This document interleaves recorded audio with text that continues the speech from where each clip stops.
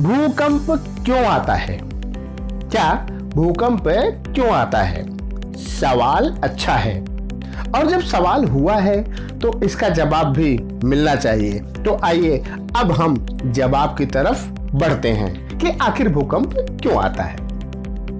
पृथ्वी के नीचे के प्लेटों में जब कुछ हलचल सी होती है तो उसका प्रभाव पृथ्वी के ऊपरी भाग पर पड़ता है। परिणामतः पृथ्वी का वह भाग जिसके नीचे प्लेटों में टकराव होता है, उसके ऊपर का हिस्सा का जो होता है वहां पर भूकंप आता है। और भूकंप सिर्फ उसी जगह नहीं आता, बल्कि उसका एहसास भूकंप के केंद्र बिंदु से सैकड़ों किलोमीटर तक महसूस किया जा सकता है। लेकिन सिर्फ इतना जान लेने से ही आपको भूकंप के आने की पूरी जानकारी नहीं मिल जाती, बल्कि इसे विस्तार से समझना होगा। और सब कुछ समझने के लिए आपको इस पूरे वीडियो को देखना होगा। तो आइए अब शुरू करते हैं। सबसे पहले हम जानेंगे कि भूकंप क्यों आता है। भूकंप आने का सीधा सा कारण है धरती के अंदर मौजूद वह प्लेटें जो निरंतर घूमती रहती हैं। जैसा कि हम आपको बताना चाहेंगे कि धरती के अंदर कुल 7 प्लेटें हैं। क्या धरती के अंदर कुल 7 प्लेटें हैं जो घूमते घूमते आपस में टकरा जाती हैं, और जहां ये प्लेटें ज्यादा टकराती हैं उस क्षेत्र को फॉल्ट लाइन कहते हैं। जब वह प्लेटें बार बार आपस में टकराती हैं तो उनके कोने मुड़ते हैं, और ज्यादा दबाव बनने के कारण वे प्लेटें टूटने लगती हैं, जिसके कारण वहां की ऊर्जा बाहर निकलने का रास्ता ढूंढने लगती है, जिसके कारण धरती पर भूकंप आता है। और आगे बढ़ते हैं और जानते हैं कि आखिर भूकंप का केंद्र क्या होता है। धरती का वह हिस्सा जिसके नीचे प्लेटों में टकराव होने के कारण हलचल पैदा होती है, उस स्थान को भूकंप का केंद्र बिंदु माना जाता है, क्योंकि धरती के उस स्थान के ऊपर ही सबसे तीव्र कंपन का एहसास होता है। भूकंप के केंद्र बिंदु के आसपास ज्यादा तबाही की संभावना होती है। जैसे जैसे दूरी बढ़ती जाती है भूकंप का असर कम होता जाता है। लेकिन यदि तीव्रता 7 या उससे ज्यादा है तो खतरा ज्यादा होता है। खासकर केंद्र बिंदु से 40 से 50 किलोमीटर के दायरे के अंदर भूकंप के झटके ज्यादा तेज होते हैं। हाँ दोस्तों, और आगे बढ़ते हैं और अब हम जानते हैं कि भूकंप की तीव्रता क्या होती है। क्या भूकंप की तीव्रता क्या होती है? जब भूकंप आता है तो उसके तीव्रता की बात होती है। यह तीव्रता रिक्टर स्केल के आधार पर मापी जाती है, जो 1 से लेकर 9 तक के बीच होता है।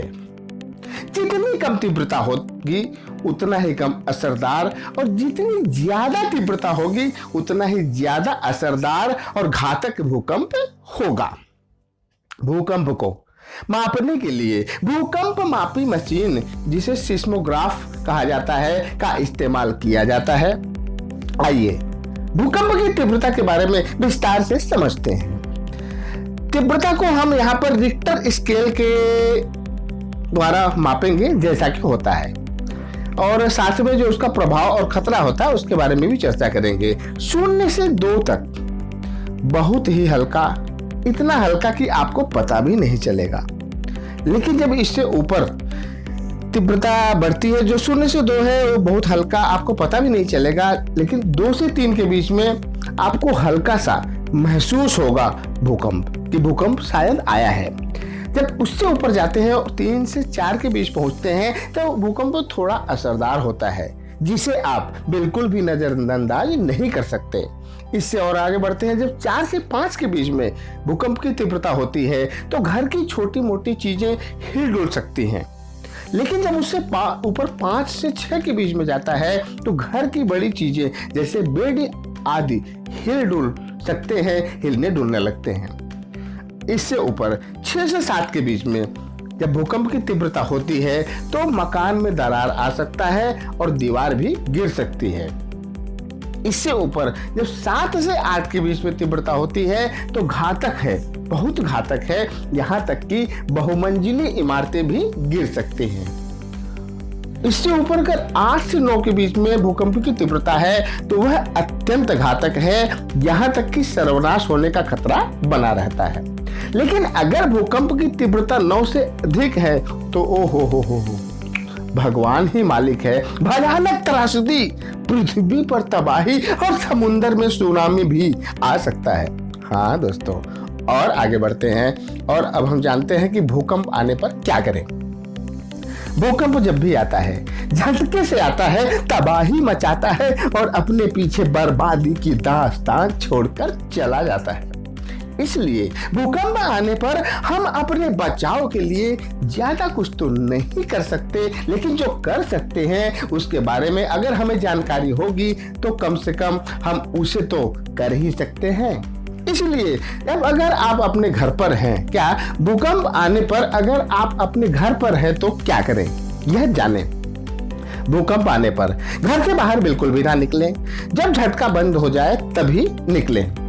अगर भूकंप आ जाए तो नीचे जमीन पर बैठ जाएं जब तक झटका बंद ना हो। भूकंप आने पर टेबल या फिर डाइनिंग टेबल के नीचे बैठकर सिर और मुंह ढक लें। अगर आप सो रहे हैं और भूकंप आ जाए तो बिस्तर पर ही लेटकर तकिए से मुंह को ढक लें। और अगर भूकंप आ जाए तो घर के सभी बिजली के पॉइंट बंद कर दें।